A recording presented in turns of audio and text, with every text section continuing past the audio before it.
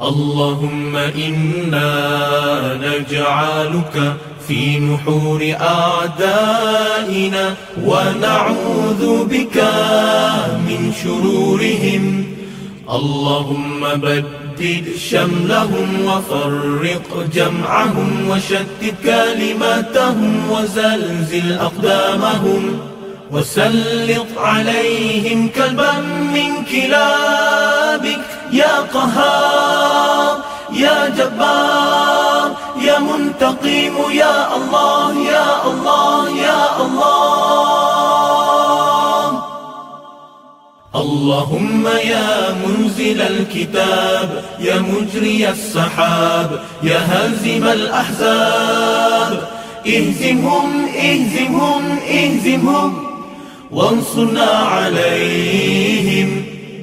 Ya Allah, kami letakkan kamu di batang leher musuh-musuh kami, dan kami berlindung denganmu dari kejahatan mereka.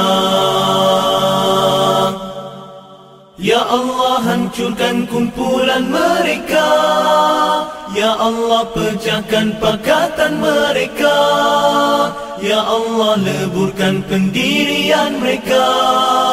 Ya Allah, musnahkan langkah mereka. Cengkamkan anjing-anjingmu kepada mereka.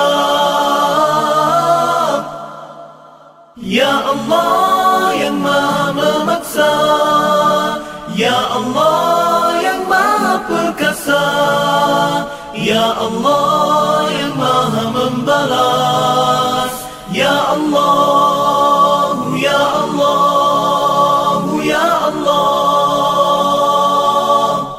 Yang turunkan kitab, yang gerakan awan, yang tewaskan tentera azab. Kalahkan mereka, kalahkan mereka, kalahkan mereka, dan kemenangan untuk kami.